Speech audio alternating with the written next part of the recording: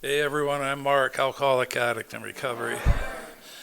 So, some time ago, I spoke at a youth treatment center, and the room was bigger than this. There were like 120 kids there between the age of 12 and 18. They had me stand up in the front and not say a word. It felt like I was standing there for 10 minutes. It was probably a minute. And then the woman in charge asked all the kids, "Who do you see here in front of you?"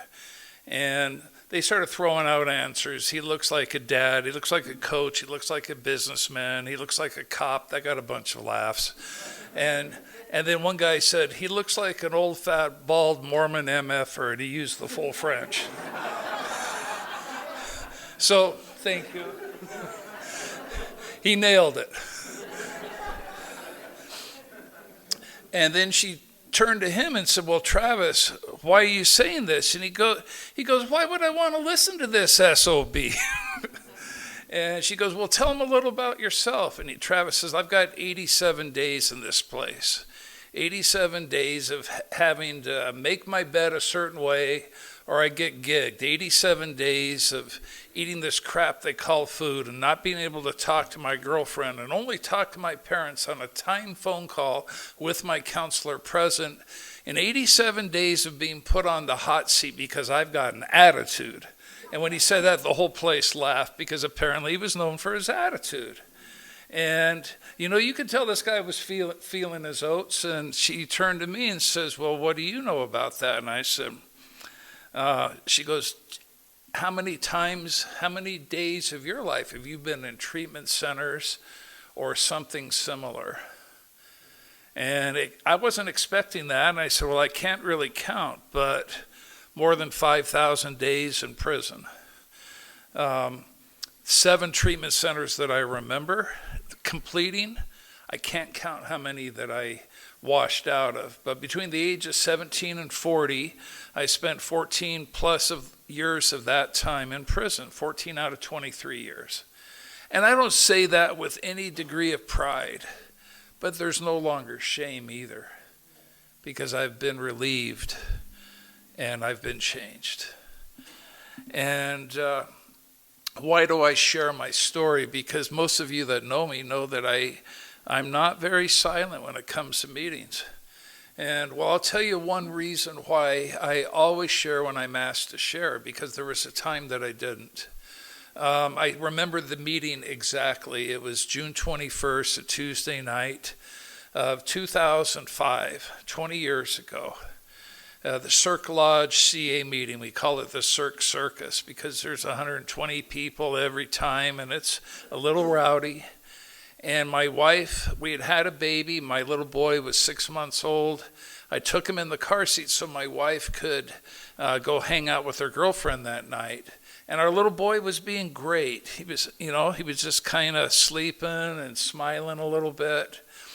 And I was in the meeting, and in my mind, this little girl got up. She looked like she was maybe 14 years old, and she went up to the podium, wood podium kind of like this. And she says, "My name is Amelia."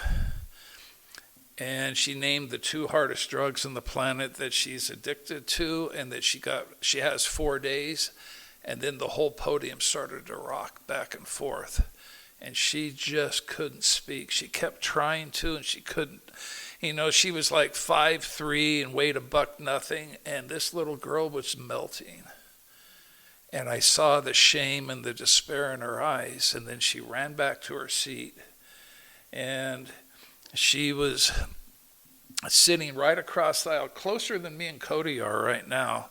And I looked over at her, and she looked up, and I saw the look in her eyes, and I said, "She's going to run." And sure enough, a minute or two later, she gets up and starts heading out to the parking lot. And this little voice inside said, "Go follow her." And my response is, "Oh no, I don't follow little girls to the parking lot.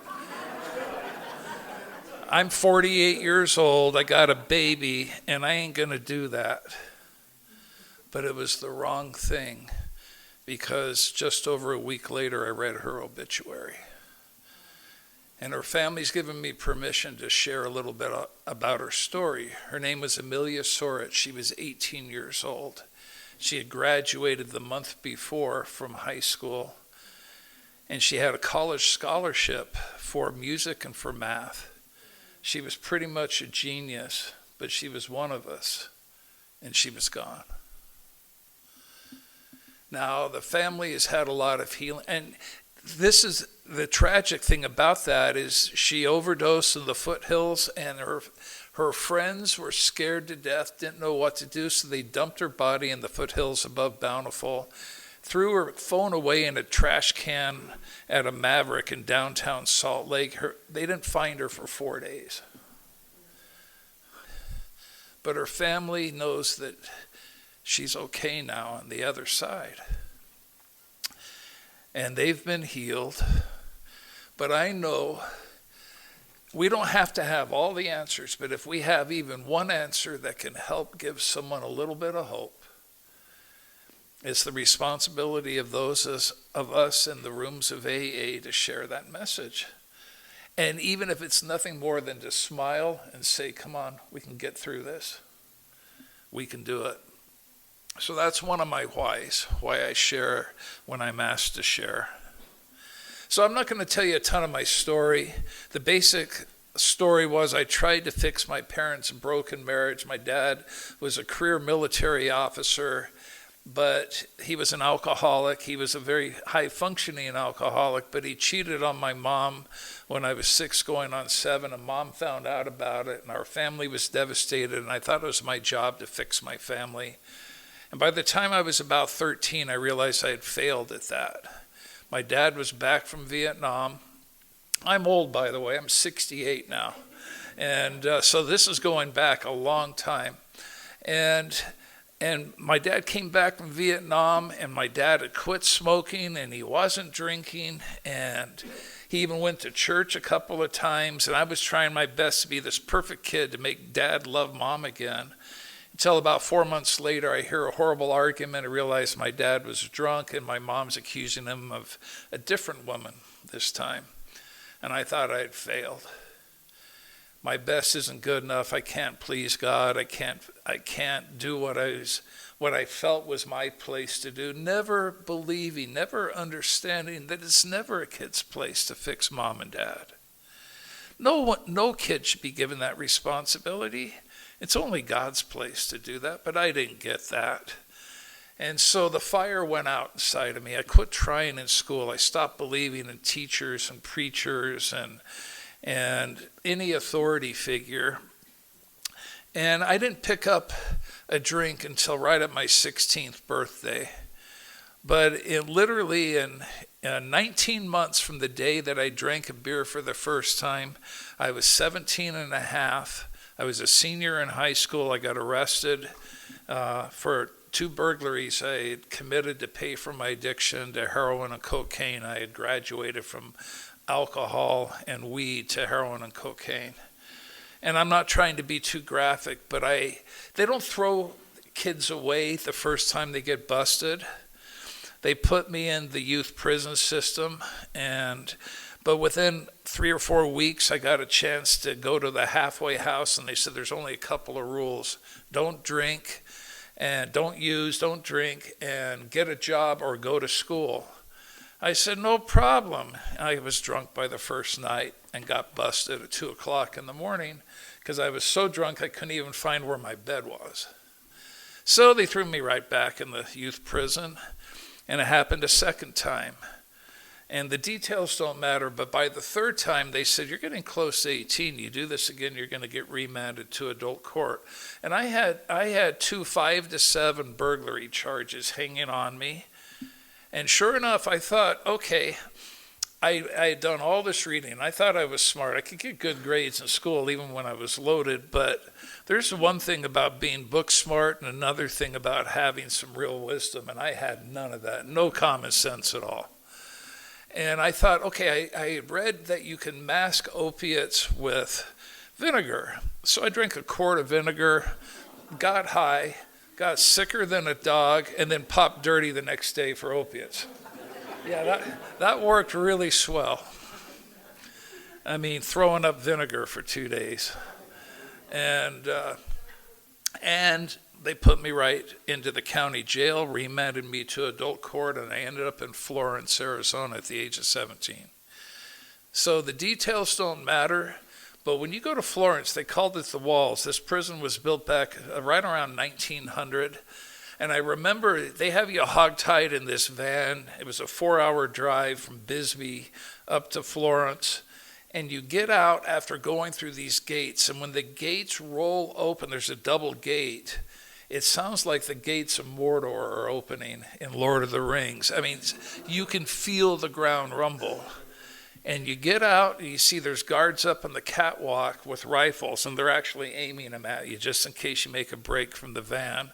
Like you're really going to get over a 20-foot wall that quick with shackles on you. And then you get through the second gate, and they take all the shackles off. And I saw some of the biggest and gnarliest dudes I've ever seen in my life. I mean, you're right in the middle of the walls. These guys are doing life, and some of them have been lifting weights forever. And even the ones that weren't big, they gave you a look like, oh, I ain't in Kansas anymore. I ain't anywhere I want to be anymore. So I put my head down and I said, I'm just going to play low because I knew I was 5'9", and weighed 180 pounds at the time. And there's no way I'm going to mess with any of these people, and there's no way I'm going to escape from this place. So 2 things happened. Eventually, I got the chance to do schooling, so I got my GED, and then I started going to college classes. And over the next 5 years that I was in prison, I got my AA degree. I wish it was in Alcoholics Anonymous, but I got an AA degree with a 4.0. I took every class, every self-help group, except for the ones that mentioned God. I just wasn't going down that road because I thought either there was no God or God was so pissed at me I couldn't even. So I tried to disbelieve in God. But at some point my counselors said, I'm seeing your record here. I see the track marks on your arms. You better go to AA. In 1973-74, that's the only 12-step program that existed. I found out later on that they had NA, but they didn't have it there in the Arizona State Prison, and nobody had ever even heard of it then. So I went to the AA group, and I knew the guys that came in. They came in for Chandler and Phoenix, and they drove 40, 60 miles, and they came in and they looked you right in the eye, and I knew these guys were sincere. Nobody chose to come in for free to that prison unless they believed what they believed, so I knew they believed it. But then they started talking about the God of our understanding, and I said, no God, come on. And then they talked about not just honesty, but rigorous honesty, and I go, what the hell? They're going to rip me to shreds if I get rigorously honest. And so after a couple of meetings, I literally said in my own head, and I never will forget it, you know what, these are some good dudes that care that much, and I'm glad it works for them, but I got this. I don't need that. And I thought enough education, and so I couldn't, and I thought also if I start to exercise and get some self-discipline. So I started lifting weights. The first time I tried to lift weights, I had 90 pounds. I couldn't get 90 pounds off my chest. And the guy that was spotting me thought it was so funny. He walked away. He said, look at the punk kid. He can't even get 90 pounds off his chest. And that was really encouraging. But over the next 5 years, I got to where I could bench over 300, squat 500, deadlift 550. I could run a half marathon. That's the longest they would let you be out in the yard, was 1 hour and 50 minutes. But I got to jogging, and I could run 12 miles in an hour and 50 minutes. And I made the prison baseball team, because guess what? If you're not strung out anymore, you can actually do some stuff. And I made prison fast pitch softball team, and you know, I was going to say we had a real home field advantage. When those teams came in from the outside, they looked like deer in the headlights, and But I mean, I got to where I was hitting home runs, and I was taking all the self-help groups, and I got a 4.0 with my degree, and I even started writing poetry. And I thought, I've got this beat. And after 5 years, I get out and I go to a halfway house in Tucson, and then I get a place to rent right away. The first week, I was able to get a place to rent, and I got accepted in the University of Arizona. I'm going to tell you how that ended. I was out for 2 weeks and woke up with this laughter going on, and I didn't realize what, and I was fuzzier than crap, and I realized I'm laying on the floor in my classroom. I had passed out and fallen out of my desk. And I kind of pieced together, I went to the Student Union building, had a piece of pizza at lunch, decided to have one beer with it. I hadn't drank in over 5 years. I guess the one beer turned into 2 pitchers of beer, and probably some weed in the parking lot, because I know I smoked something. I don't know if it was weed or what, but I passed out in the class. And then the denial kicks in. Oh, it was just beer and weed. I got this. Famous last words. By the way, my sponsor that I've had for the last 20 years, one time he said, if I ever hear you say, I got this one more time, I'm hanging a sign around your neck saying accident waiting to happen. He goes, I never want to hear those words from you again. And so my 430 urine later, in just the first month and a half, my parole officer rolled me up and I was back in prison for the last year of my sentence. And that's when I first had an experience with God. And the reasons don't matter, but I finally got to the place where it was important for me to find out if there was a God. See, there was a girl I'd gone to high school with, and she started writing, and I had seen her at the U of A, and when I didn't come back to class, she wrote to me. I don't know what was wrong with her to this day, but she wrote to me and tracked me down and said, I guess you can use a friend. And I started to fall for this girl because, I'd never really had a successful relationship. I mean, I'd always loved girls, but, when you're a 16-year-old alcoholic junkie, you're not having relationships, I'm just saying. And this girl was writing to me, and I'm clean and sober now for the last 10, 11 months of my sentence. And I started to really care. And I was taking this class in comparative religion and philosophy, and it was a 500 division class. So you had to write a thesis of 10 to 15 pages. Who or what is your religion, worldview, or philosophy? And then you have to defend it. You have to stand up in front of the class and speak for 10 minutes and then defend it. And so I was thinking about God. Long story short, and I'm writing to this girl, and this little voice inside of my head, and I thought it was my own voice, said, hey, if you get out and you get with her, what's going to happen? And I said, I don't know, I just hope I do. But then it hit me again. And then the thought came, if you don't know where you're going, you're likely to go down the wrong road and bring her with you. Is that what you want? And I said, no. And then this little voice said, how do you feel about her? And I said, well, I think I'm starting to love her. Well, if you love someone, how do you treat them? Well, you protect them, you cherish them. You don't drag them down the wrong road.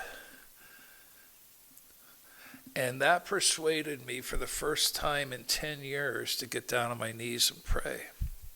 I felt like there was something reaching through to me. And I don't often share this in AA meetings, but I've got to be authentic. And I just prayed and I said, God, I believe you're there, but why would you want to help someone like me? And I was willing to be honest by then. I said, I'm an alcoholic junkie convict, and I've screwed up every time you've ever asked me to do anything. Every time I've tried to do the right thing, I've just made a mess of it. I couldn't even help my parents. My parents are divorced now. And I don't know what I was expecting, but I heard and felt these words: Mark, it's because I love you. Which is something I never would have supposed. I mean, and this wasn't just this philosophical God with a small g that we're talking about in class. This was my Creator.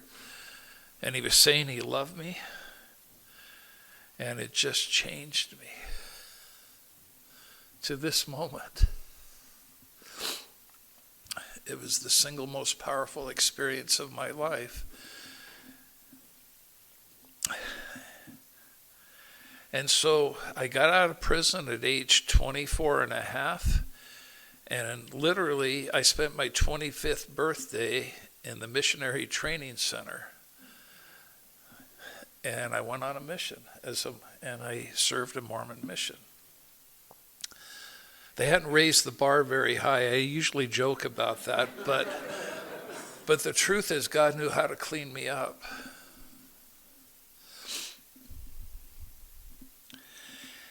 And I did great for 3.5 years, and I even got accepted at BYU of all places after my mission. And things never worked out with that girl, but we're Facebook friends now.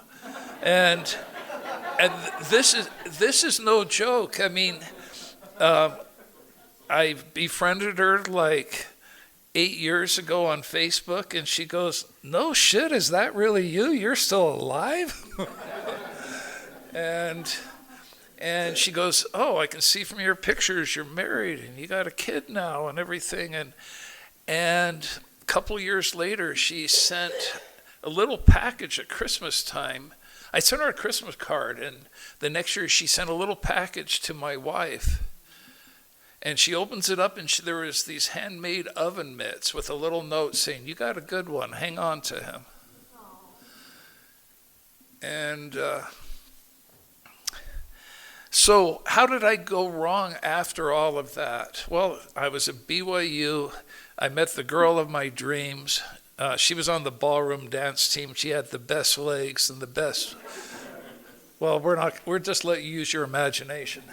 And after 6 months of dating her, I asked her to marry me, and she said no. In fact, she said, "The fire's gone out." Because, and this is, I'm going to just cut to the chase.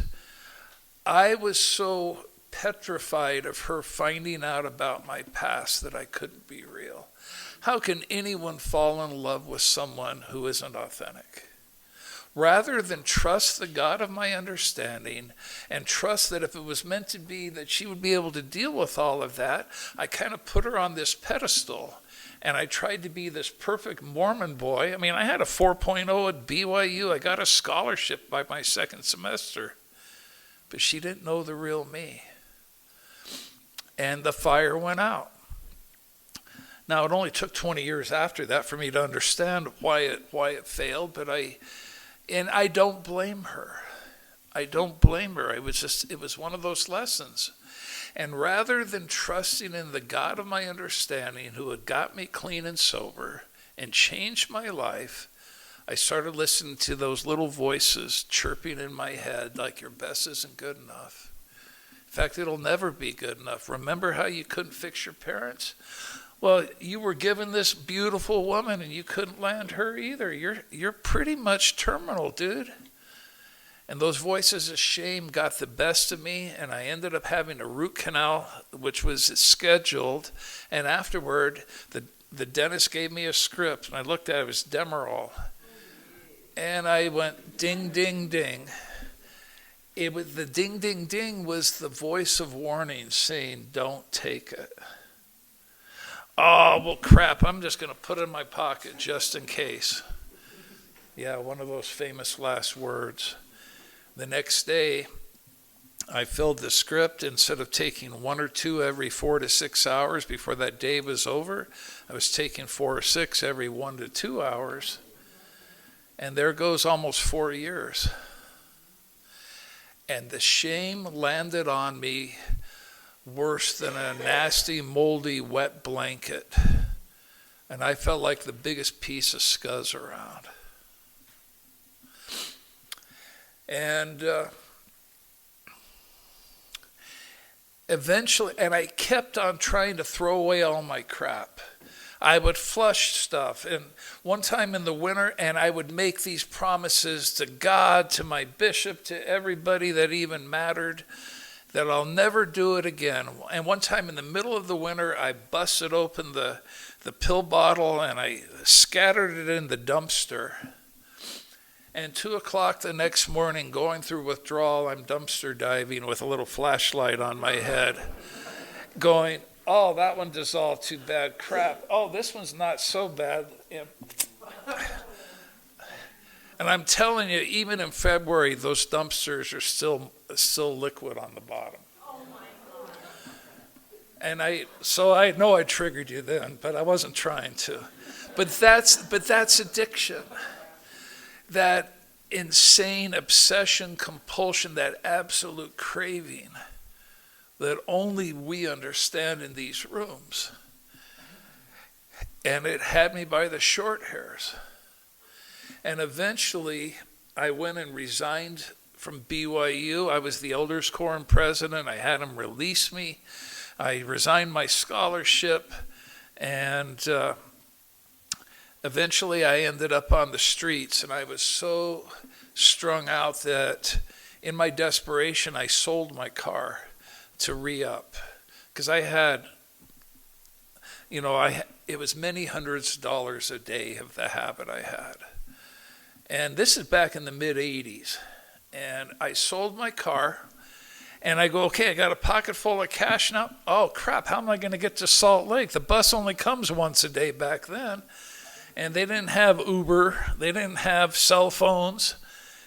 So I had $50 worth left of credit on my credit card. So I go and rent a car. I'm really smart. Now I sold my car so I can go rent a car. And then I had one of those faithless prayers. I said, God, I know you're there. And I'm sorry I'm such a mess, but I got to do what I'm going to do. So just help it not to go too sideways, please. And I took off to Salt Lake.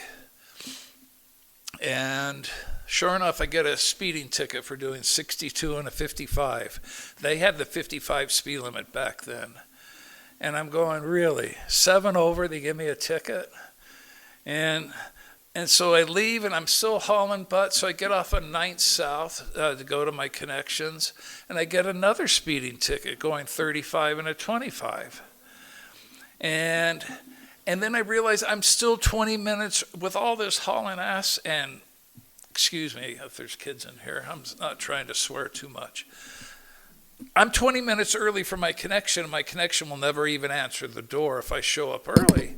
So I pull into the Smiths at 9th and 9th, and there's some black ice there, and I'm in this rental car, and I smash it into a light post. V the whole front end. The headlights are kind of almost pointing at each other. Like, oh, I really screwed the pooch now. This is bad. And then I go and then I said, okay. And I make sure I don't fall walking on the black ice. I get in the store, go get a couple of 6-packs, go to the pharmacy, get the stuff I'm going to get. I get in line, and there's a young couple there with a little baby about 4 months old. And they're just cooing at this baby, and the baby is smiling and cooing back at mom and dad, and the baby looks at me and starts screaming. I mean, screaming like you would hear her from the parking lot here. And I swear I looked at this baby in the eyes, and the baby just telepathically or however through the spirit said, why are you doing this to yourself? And I just hardened my heart. And I went ahead and did what I was going to do. And a couple months later, I got arrested for the armed robbery that I went to prison from 1986 to 1996. And I'll tell you a little bit about that in a minute, but I've been in prison for about 5 months. I'm through all the withdrawal. I'm actually in a program. I'm going to AA. We're lobbying, trying to get NA. I'm starting to work the steps. I'm praying again. And I'm starting to get healthy. But, denial and being a victim still kind of was hanging on me a little bit. And I remember I was praying, and I said, I remembered all that whole story, and I said, God, if you'd only answered the prayer that day, I wouldn't be here. And God said, okay, time out. Really? Really? I sent 2 cops to stop you. I put a light post in front of you, and I had a 4-month-old baby speak to you. Now, really? And I got to own what it was to have that hard heart. And I said, God, I guess really I might be a son of perdition then, because I just denied you. And God said, well, who do you think you're talking with right now? Now, come on, let's keep going.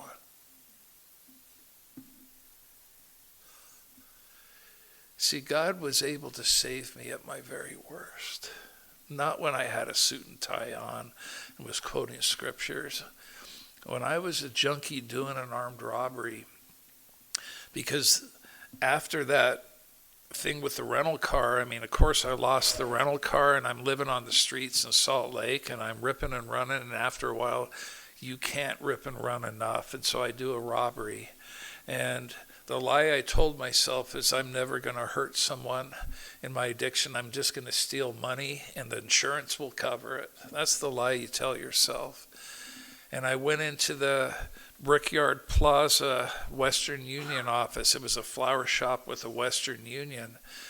And I just told the dude, hey, I'm not here to hurt you. I just need your money. But it was the middle of the winter. I had a dark parka on with a dark cap, wearing dark glasses at night, and my hands in my pocket. And dude gives me the money, and I run, and I got away. And I'm going through withdrawals, but I made it all the way to State Street, and I'm hiding at the side of this house because cops have been following. And the story doesn't matter so much, but I got in the middle of a giant pine tree, and nobody was going to find me in there except for the man upstairs. And I'm sitting there and just waiting for the cops to go, and then I'll call a taxi and I'll get over to my connection. And God said, time out. You know, this victimless crime, everything was replayed in high definition, slow motion detail in my mind's eye. And I saw this wasn't some faceless clerk. This was a man in his early 40s with dark hair, and he had kind-looking eyes, but I saw the look of terror in his eyes when he realized I was robbing him. And then I saw, as it was replayed in my mind's eye, his hand was shaking as he reached for the cash register. And then I heard the words that I didn't hear when I was in there, but I heard them when it was replayed. Please don't hurt me. I've got kids at home.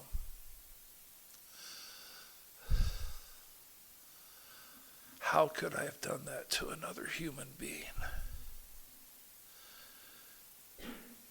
I didn't just think that we're all brothers and sisters on this planet. I know it in here, and yet I still chose to do it. My self-will run riot. And I thought, judge, jury, guilty as charged. I'd never used that gun before, but I figured out how to get the safety off and the bullet into the chamber. And I still remember what it tasted like when I pulled that trigger. But for some reason, the trigger only came halfway down, and all of a sudden the whole world went silent. No more cops out on the road, no more sirens, no more lights. It's just this, me and God. And I heard God say, I'm still here. And I said, how can you be? Look at all that I've done. And this was not a warm, fuzzy come to Jesus moment. This was a moment of awful truth. But I knew I was being given a choice, and I finally said, what do? I can't fix this. No matter worlds without end, I can't fix this. And he said, start by being honest. Take my hand. I'll show you the rest of the way. And finally I said, okay, and I put the gun down and I walked out, and there were some cops down in the corner. And I walked up and I said, I'm the one you're looking for. And they said, no, we're looking for someone that just committed a robbery. And I said, yeah, that's me. And they took me in, and I did one of those midnight hearings with the judge, and it was over TV even back then, and they said, you don't need to enter a plea. And I said, no, Your Honor, I'm entering a plea. I'm guilty as charged. He goes, no, this is a 5 to life charge. You understand that? And I said, I'm guilty. They gave me a chance later on to rescind my plea, but God said, start by being honest. That was the honest truth. So I'm in prison, and then I have that prayer with God, really? And he goes,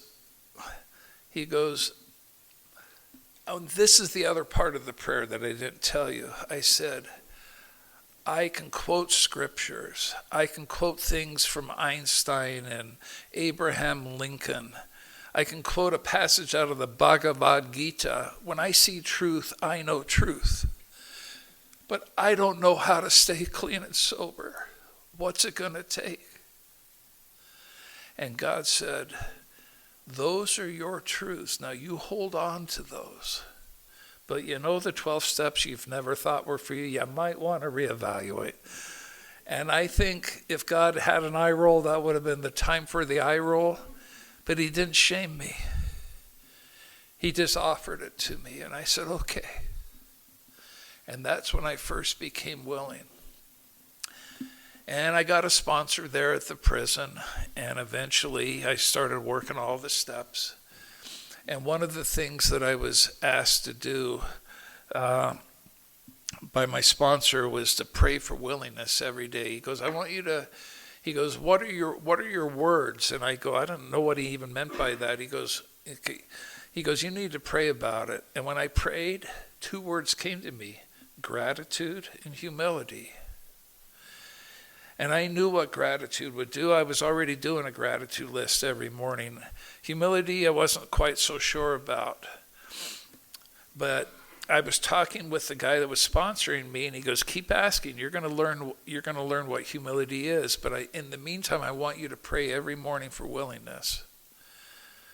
So from 1986 till today, every single day I pray for willingness. Now, some days I don't stay willing, but I still pray for it.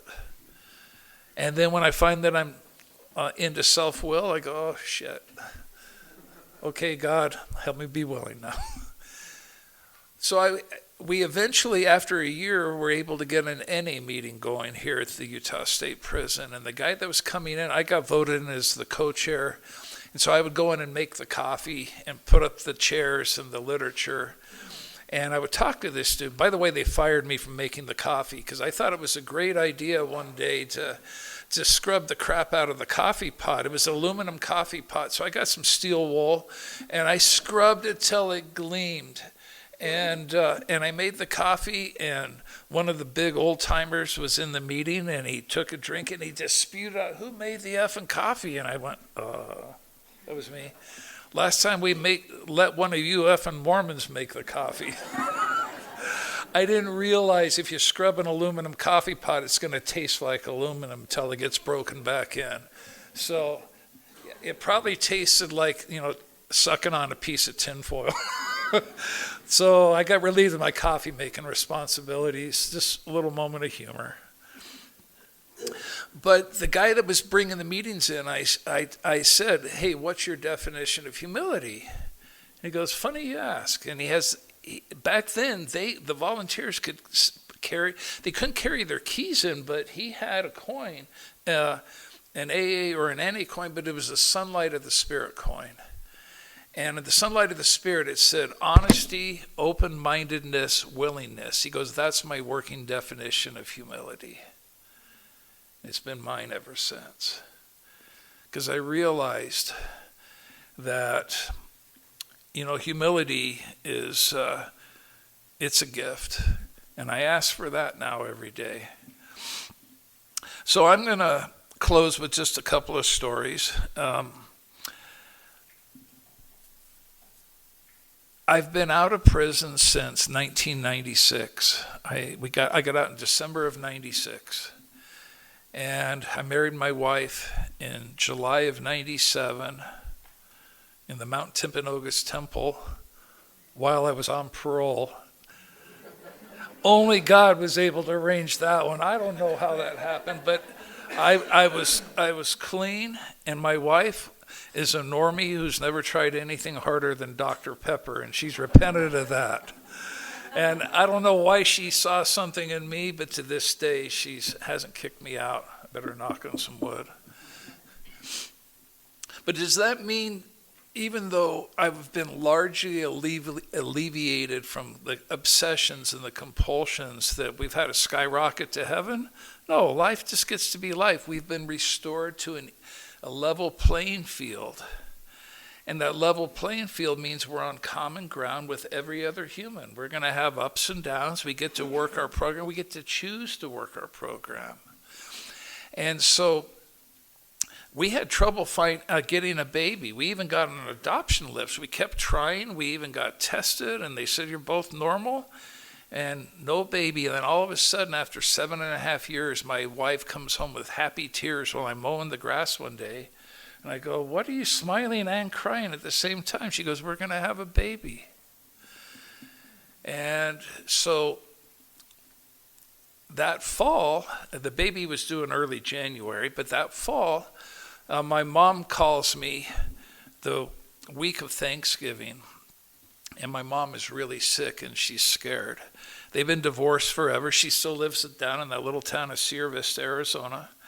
And my sister has passed away from kidney disease by then. She's one of our family's guardian angels. We were best friends, but that's a different story for a different day. But my wife said, you better go see your mom, take care of her. And I talked to my sponsor, and I had like 4.5 years completely clean and sober. And so I fly into Tucson, rent a car, and my wife said I was going to take my cell phone. This is in 2004. And she goes, no, bleep, no, you're not taking your cell phone. My wife doesn't swear, but she goes, you're not taking your cell phone. The last time you went down to visit Mom, you ran up a $300 roaming charge. And I said, oh, okay. She goes, put a couple of quarters in your pocket and find one of those pay phones. And I said, okay, but I'm doing good. And I fly in and rent the car, and I'm driving down to Sierra Vista, and then I see the Nogales turnoff. And as soon as I saw that sign, the trigger went off, and my committee went off like I have never had it go off before. My committee reminded me that I've been to Nogales 1,000 times, and never once just to get tacos. And that I speak fluent Spanish, and my gut started to drop out of me, and it was only 40-something degrees in the high desert down there, but I started to sweat. So I reach in my pocket to call my sponsor, because I've been trained, you know. I don't have my phone, and I'm not seeing any place to pull over, so I try to say a prayer. And my prayer felt like the most insincere, lead-filled prayer. There was no way that thing was going to fly up to heaven. It was going to drop out of the car. And I just said, I'm screwed. And then this little thought, just get to your mom. And I just got tunnel vision. Okay, get to Mom. It's only 15, 20 miles down the road. So I got to my mom, but I'm still rocked. And I'm remembering, Sierra Vista is where all the brain damage happened. That's where I did the robbery. That's where I went to prison. That's where I became all of the things that I never wanted to even talk about again. I even stole my mom's wedding ring in my addiction. And that's all I'm thinking is this shame. And I open the door and I go, and my mom is already feeling better. She goes, oh, sweetheart, and she hugs me. She goes, let me make you some dinner. And I said, well, can I just use your phone first? Because this is the training. You got to know what to do when the fire hits you.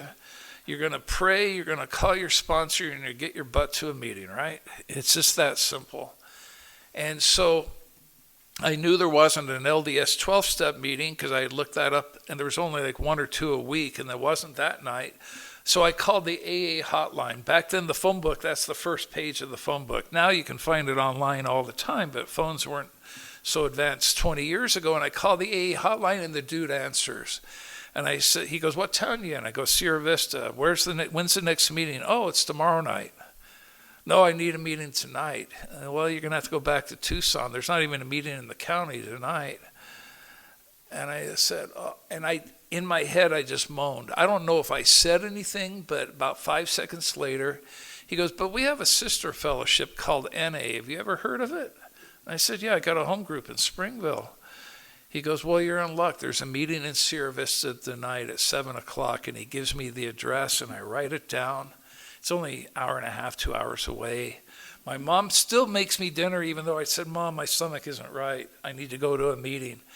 By now, my mom knows me well enough. Well, when I say that I need a meeting, she goes, "Yeah, you get your butt to a meeting." She doesn't want to deal with it if I'm not clean and sober still.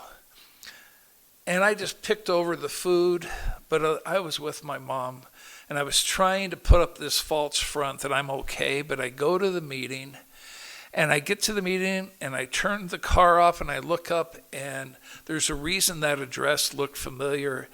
It was the Circle K that I robbed when I was 17 that I got to prison for. It's now a non-denominational church house, but it's still the same building. They just painted the whole thing white.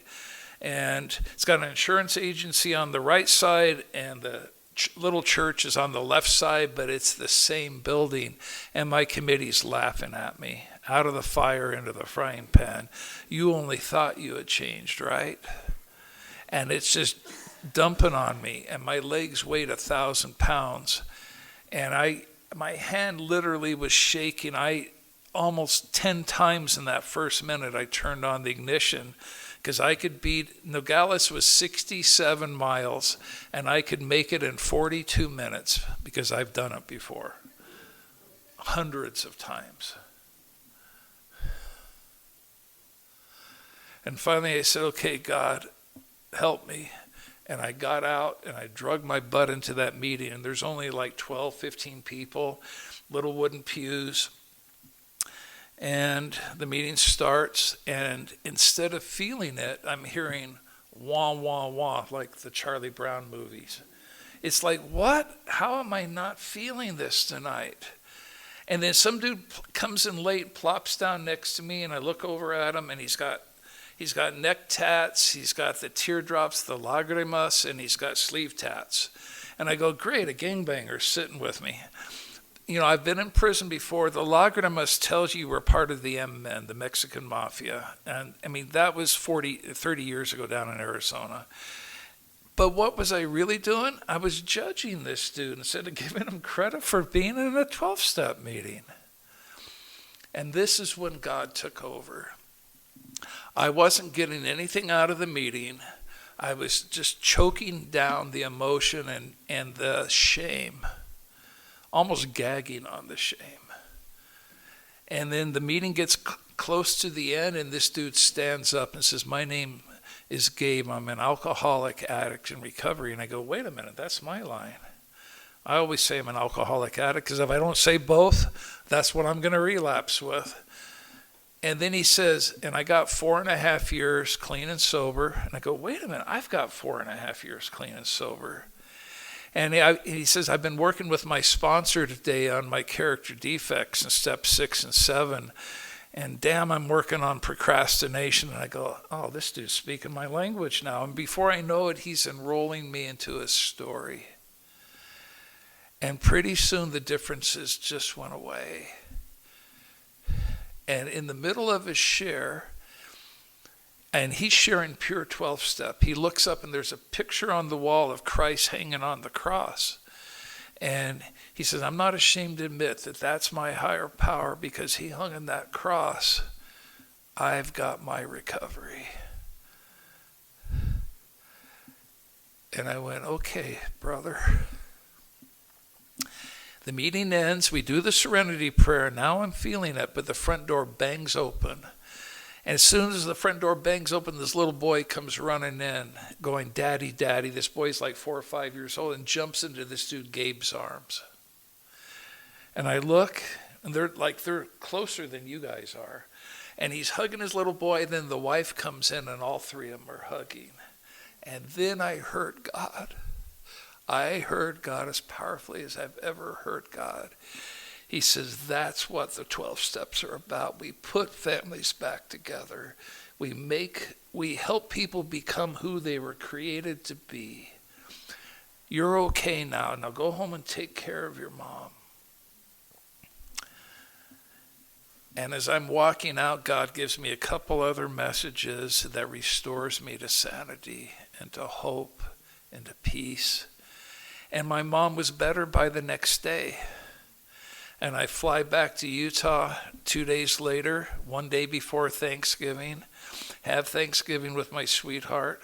A month later on Christmas morning at 4:10 a.m., our little boy was born. We named him Ammon James. James has been Grandpa's names on both sides of our family. And that little boy turned 20 now.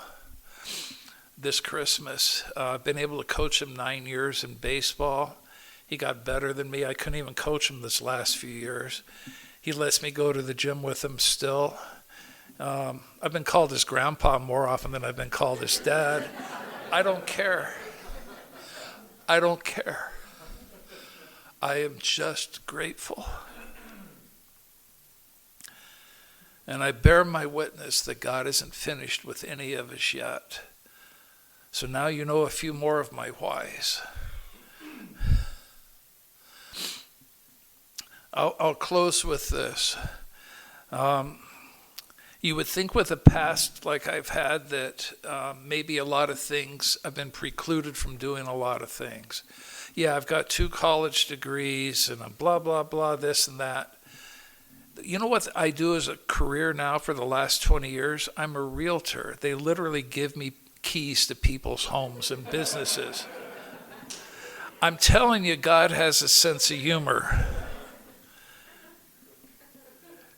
And I bear witness that this program, you don't have to have my God. You don't have to have any God. You can even use good orderly direction as your God, or even group of drunks. But if you hang in there, God will reveal who or what he is to you in your own due time. And the promise is that we will become happy, joyous, and free. And with that, I'll take another 24.